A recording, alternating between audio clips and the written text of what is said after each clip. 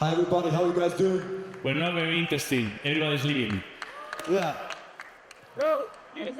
So I can see a lot of you have been sitting the whole day, so I want to invite you to stand up just for a second. Okay, stand up guys, stretch it a little bit. Okay? Now what I want you to do is I want you to go to 5 people.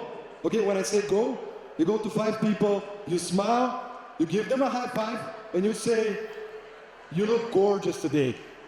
Okay? Let's go.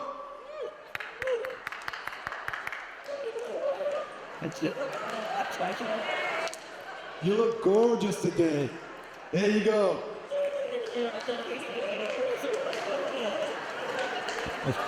And he's fired. All right. You're welcome to come back. What are we doing? Thing? Guys, why don't you come forward? Hey, everybody, come Those on. guys on the back, get Come closer. to the front. It's the end of the day. Come So on. we feel you're closer to Everybody, us. we're We feel starting now. more of a conversation. So don't be at the back. Yeah, let's get the real Fireside Chat. Okay, amazing. So, ladies and gentlemen, just to give you a bit of an introduction, my guest today is not just an ordinary person. Cristobal is a seasoned entrepreneur, 3-time CEO, also known as El Patron. He's the CEO of Startup Wise Guys, a leading VC fund out of Estonia with a portfolio of over 500 startups. Under his leadership, Startup Wise Guys has been voted #1 acceleration program in the world. Cristobal personally coached thousands of founders himself, a true ecosystem builder, and last but not least, he managed to co-author 2 books with me, which I would argue is his best achievement. Which is not easy. Believe me. No. So Cristobal, let's just get to the point. Why writing a second book? Why writing a book about managing crisis, specifically focused on founders? Yeah, I think when we brought the first book, most people were saying, we really like the book, we really find it useful, we love the examples about Eastern European, Nordic people, North American, UK examples, but they keep asking us, can we apply these methodologies, can we apply this advice when shit hits the fan, right? So we're in the middle of crisis. I think that was keep hitting us on the brain about, I think that's the point to talk about. If you search on Amazon, there is very little about how to do things when you're in the middle of a crisis. When you are at that point that we said, am I going to survive? Does the company going to survive? Am I going to be able to feed my kids?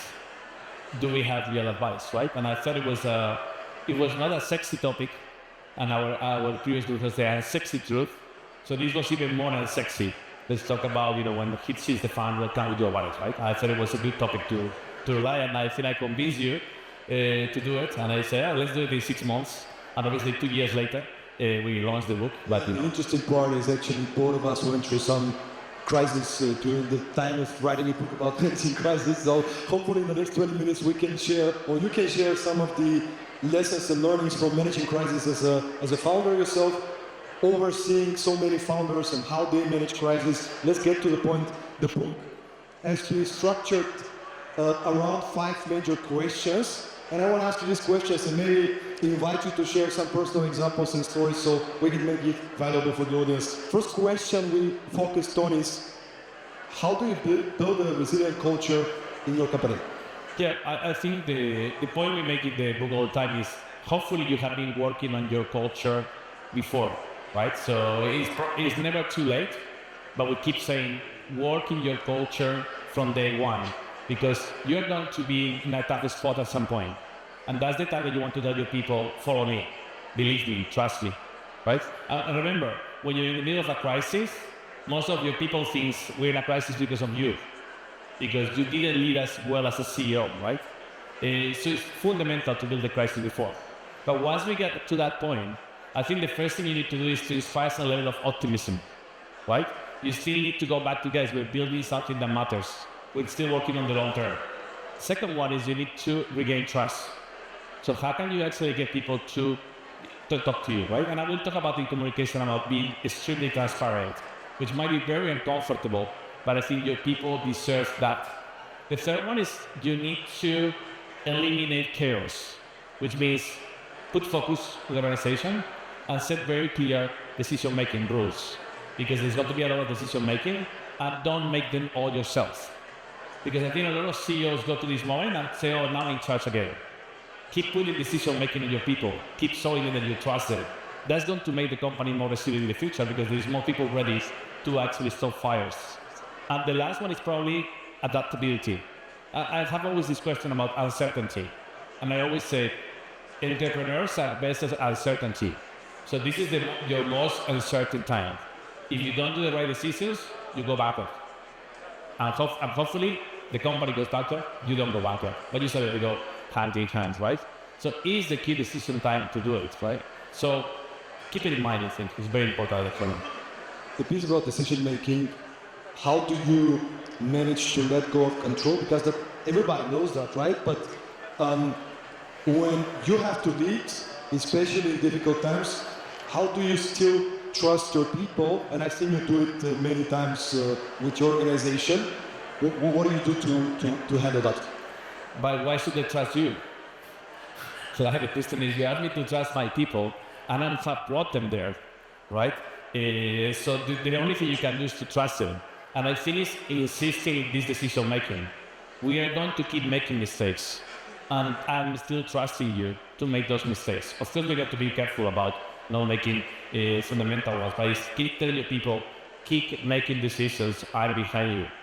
I'm not going to come in, I'm not going to... People is also thinking, are you going to fire me? So no matter what you're telling them, the question in their mind is, are you going to fire me, right? So you need to keep constantly thinking about, keep making decisions, I'm behind you, I have the board behind us, don't worry, I control the stakeholders, and it's shit hits the fan, I take blame. But to me, it's always it's not to be my fault. I'm the CEO. So even if it's a bad marketing decision, I did allow you to make it. Yeah. So I think this culture of, and again, you're building trust at that key moment. If we don't survive, doesn't matter. If we survive, we have a very powerful organization that we're rebuilding at a camp. And I think that's fundamental. That doesn't mean that as a CEO, you are not going to have to make decisions, and you're going to have to make very tough decisions. So decisiveness is very important, but keep trusting your people at all levels of organization. Excellent. The second question we focus and emphasize on, how do you plan for and respond effectively when a crisis hits? Oh, it's not. Yeah, I think you have to do two things. I think you have to prioritize the short term. So what are the one or two key decisions you need to make right now? And it's usually about cash preservation, right? It's about how do we gain more time to keep thinking. So to me, you make a very short-term plan about how do we improve the cash position of the company. And then you make kind of a 90-day plan. Well, guys, if we get to this point, we're doing better. So if you plan too far ahead, you cannot celebrate the small wins, right? And everybody's just waiting for this big moment. So you have to be able to plan enough that almost every week you tell people, hey, one more thing right, one more step forward. Because there's going to be a lot of bad moments there, right? So try to plan 90 days. And I think the last one is to tell people, it doesn't contradict, but it builds. Shit will not be over in 90 days. So don't think we're going to get over of this too fast, right? So you need to inspire optimism, you need to work in the short term, but you need to prepare your organization for a long run. Hey, if we do it earlier than that, fantastic. But most likely, if you're in a very deep shit situation, you're not going to get to growth mode, not for maybe 6 to 12 months. So we're going to first survive, then stabilize, and then go back to grow. And hopefully, we're growing better than before. Because probably we get to shit because we have the wrong growth model. So the opportunity is, hey, you got one more chance to think. You have one more chance to rebuild. Do it well. Right? So I think all the time, constantly you're telling yourself, get people doing things, so I have time to think. So what do we need to do the next 24 hours? Do this. Go. And now you're thinking, shit, what do we need to do the next 90 days? When you put in a 90 days plan, you start thinking, how do I start building the strategy? Because my investor is going to ask me, okay, but how do we go to the plan we told us 2 years ago, right? So as a CEO, you're constantly trying to gain time to think. And your organization, focus. That's the key thing to do. And it's very difficult because there's so much noise, there is so much shit happening, there is so much fear around. And by the way, you have your own fears. Do not think you're Superman, Superwoman.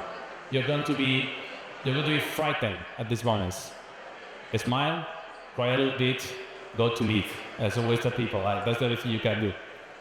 This is, by the way, a follow-up question.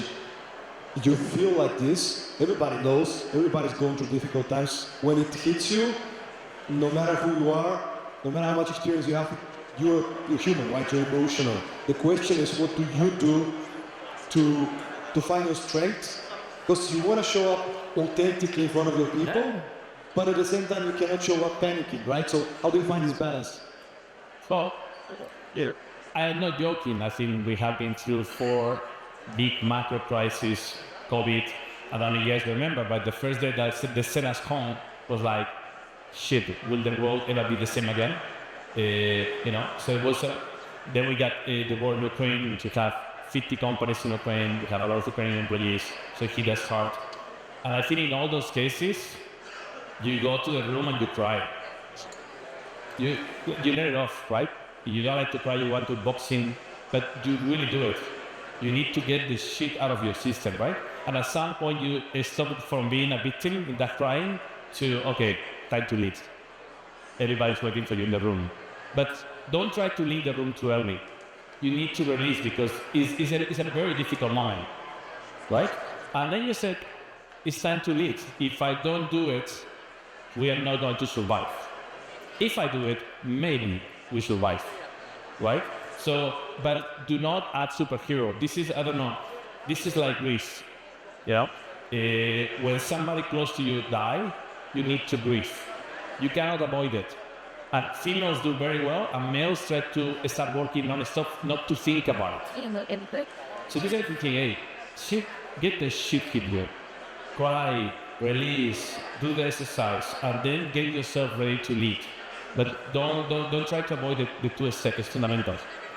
And I think the other thing maybe is you do regular things that make you feel better. Exercise, meditation, eating, playing the piano, playing basketball, whatever it is. Don't stop doing those things during a crisis. Because I think we tend to go into, okay, I need to put everything apart, but this. Or if it lasts 6 months, it might kill you. Maybe not even figuratively, right? So don't lose the things that allow you to be healthy in those moments of crisis, right? Because again, we probably have a long run on this thing. So of course, maybe the first 2 days, but try not to lose your balance. I think that is a fundamental part in a crisis because it's a marathon, it's like a sprint. Yes, and talking about that, one is to get yourself together and to find the ways, the operational system to navigate through a crisis, but then it comes the question of team. How do you communicate internally, also externally, but maybe if you can cover a little bit internally, what are some mistakes that we do? You work a lot in Eastern Europe, but you are not from Eastern Europe. So we can see from the side some patterns that we have here in this region. What should we pay attention to, and what is important to know when it comes to communication in times of crisis? Yeah, there's sorts of things you can do well, you can do wrong.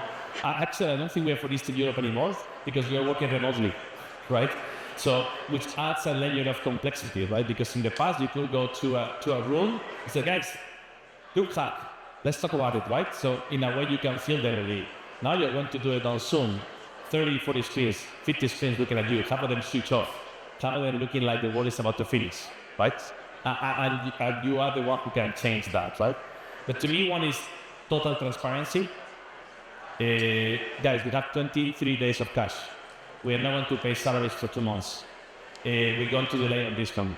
Whatever it is, tell them. Because that's the truth. It's not going to change because you don't tell them.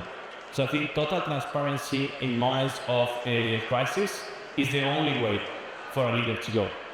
And then over-communication. Every time you don't communicate, you think there is nothing new to tell. People is thinking, oh, we are about to go bankrupt tomorrow. That's what they're not eliminating, right? So over-communicate. So you normally do once a week with your team, do it twice a week. Over-communicate. Third thing, don't forget your leadership team. Before you communicate anything to your team, flag your team, talk to your leadership team, bring them into the decision making. Don't let them feel that you are making the shots. Because I think we go to this, we need to make quick decisions. Spend an extra half an hour. Get different views. Learn how to do it. And always be vulnerable. If we want people, they're going to tell whatever you're going to tell about the company, and you're going to say any questions. Talk about this in Europe. There's not going to be any questions. You just thought the only question might be, when are you firing us? Are you firing us, right? That's probably the only question that they want, and they're not going to believe you, no matter what you tell them the first time, right? Because, by the way, you're going to fire people, you better tell them. Before you tell them, before you have told them individually, right? But I think some vulnerability. Hey, this is strategy. I'm not comfortable. I'm also scared. This is what I'm doing to relieve these things. When you're vulnerable, people lower their guard. And they start actually feeling you as a human, and they might start talking to you. And by the way, on Zoom, it's even more difficult. I cannot emphasize it because this remote thing is fantastic for some things, but when you're in a crisis and you cannot get into a room to think, it's super difficult. But that's the way you're going to be leading the company, so there is no other way.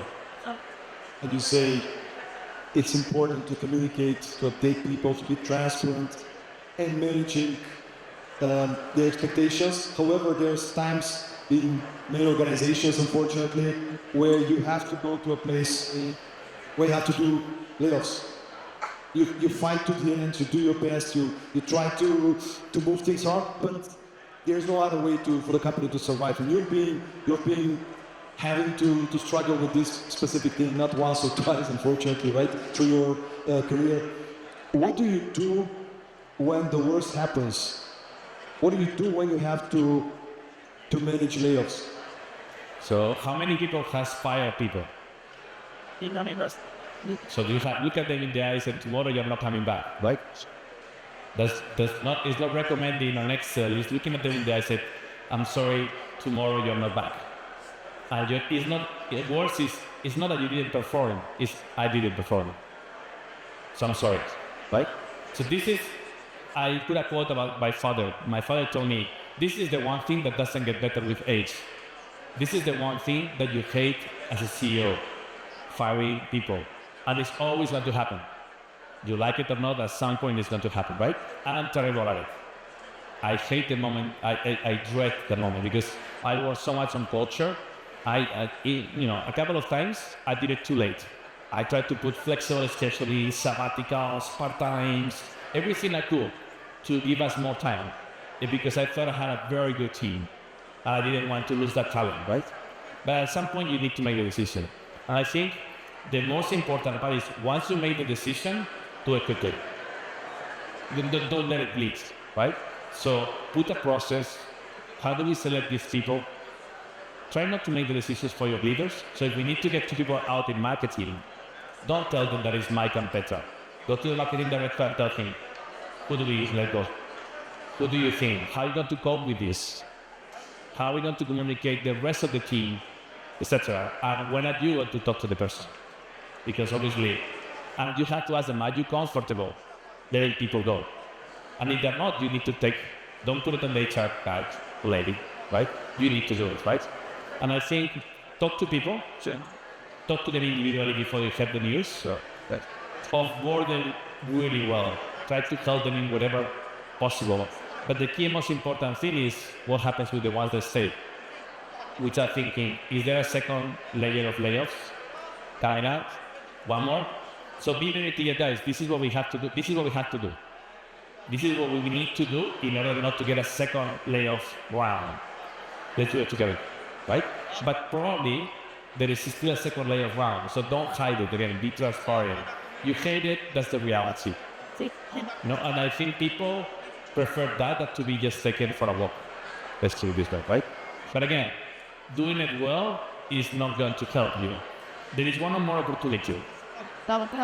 When companies start growing too fast, usually you do 50% growth hires because you just need to get people, right? So the one good part opportunity of having to lay off people is two. You have those opportunities for the existing team, so you can actually give maybe new responsibilities, you can take more vision people because that is an opportunity. Secondly, you can go to the market and maybe get the skills that you missed before. So take an opportunity to do that well, right? After you have to face the reality. I just want to ask the technical team if you can bring back the timer. Not sure how much time we have. We can stay forever, so if you can bring it back. Okay. Keep going. Keep going. All right. Amazing. All right. So another question I have is connected to, you kind of touched upon it, but let's say if you have a sudden crisis, an emergency, and you resolve it for a day and two, this is one thing, right? You have to be really focused, maybe not sleep, done.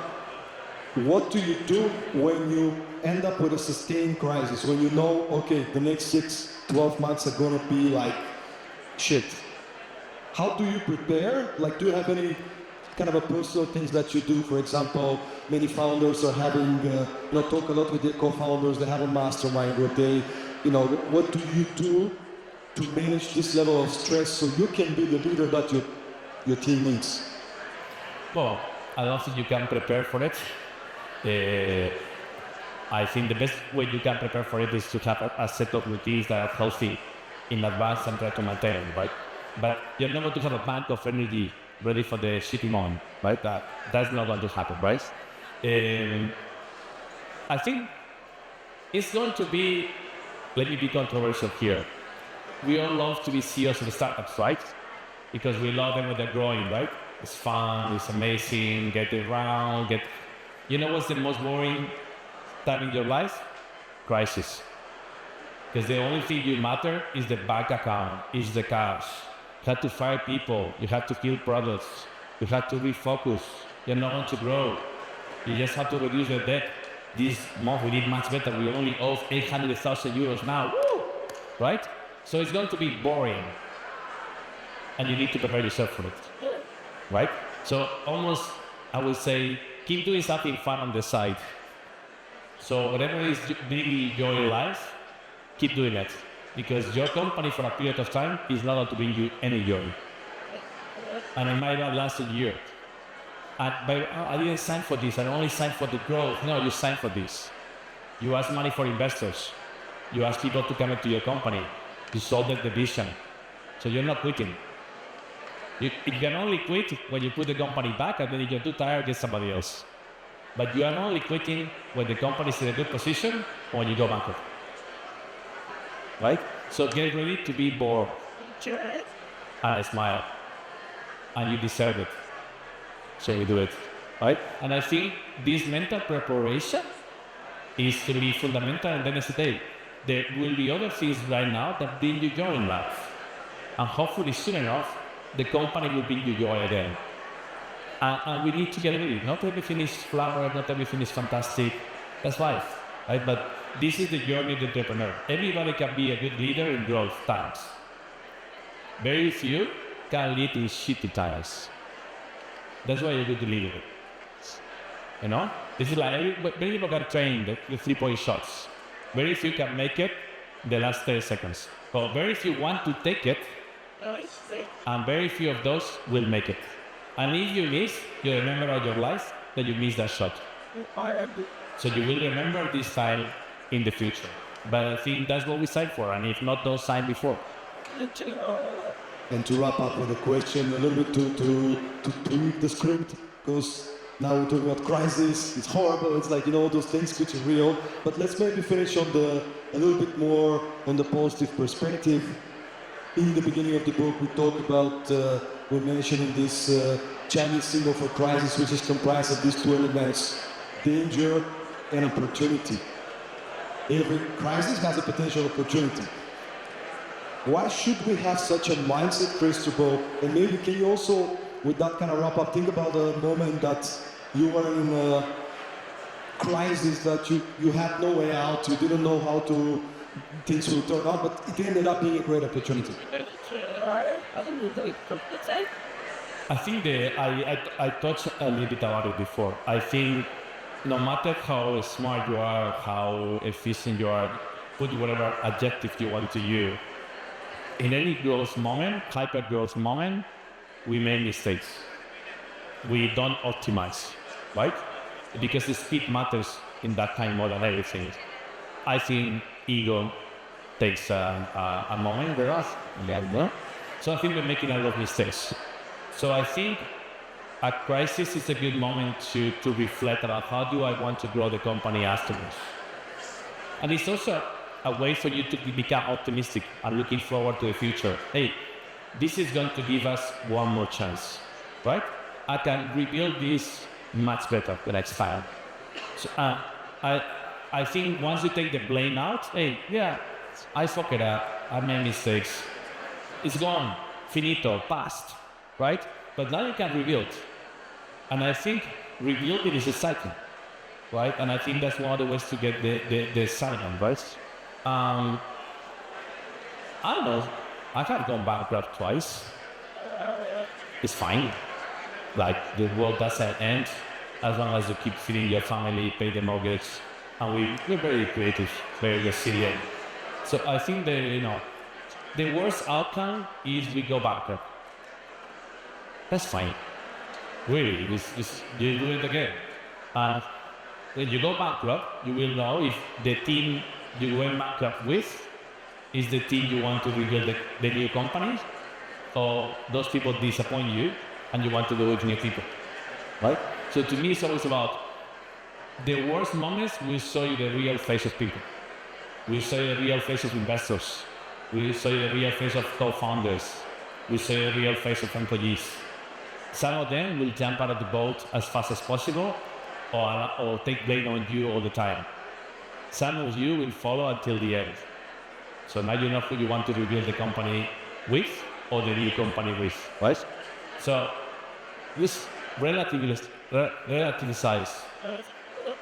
running the company bankrupt. As long as you do your best, you're transparent, you're communicating, you're doing everything you can, it's not that terrible. We invested in many founders that went bankrupt, and we invested afterwards. We invested in the ones who did that process well, who fought until the end, who finished and they spent 2 days saying what went wrong, did a PowerPoint about it, called on investors, shared the learnings, were humble about it. So when that happens, do it well, because it matters for the next time. And if you do it well, people will trust you again. If you do it wrong, go to work for a bank, because you're not getting another investment, and other co-founders, and more trust for top talent to join it, right? So put things on a relative scale. I think that's the best thing you can do, and take care of your body. If you die, there is no more status. There is no more family.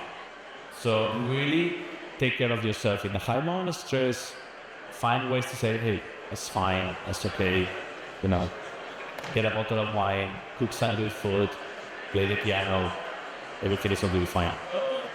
Thank you so much, Cristobal. So everybody, if you want to connect with us, here's our names out there. Connect on LinkedIn. We're going to be here. By the way, tomorrow, 11:30, outside next to the Q&A stage, we're going to do a little bit of a book signing. So if you're interested, come by, check out the book. It's also on Amazon, Performing Times of Crisis, 11:30 tomorrow.